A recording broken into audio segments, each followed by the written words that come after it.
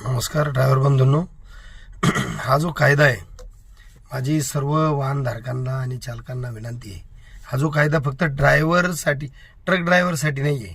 सर्वांनी अगोदर लक्षात घ्या, जो कोणी गाडी चालवतो, मग तो फोर व्हीलर असेल, टू व्हीलर असेल, रिक्षा असेल, कुठल्याही ड्रायव्हरसाठी हा कायदा लागू पडतो.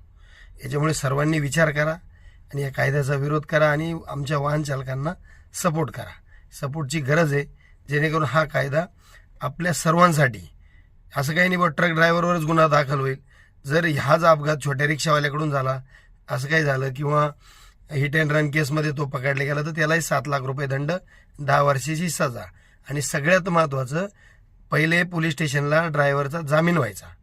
आता कोर्टातूनही बी जामीन होणार नाही. हा अजामीन पात्र गुन्हा असं सरकारने ठरवलंय. त्यामुळे सहकार्य करा.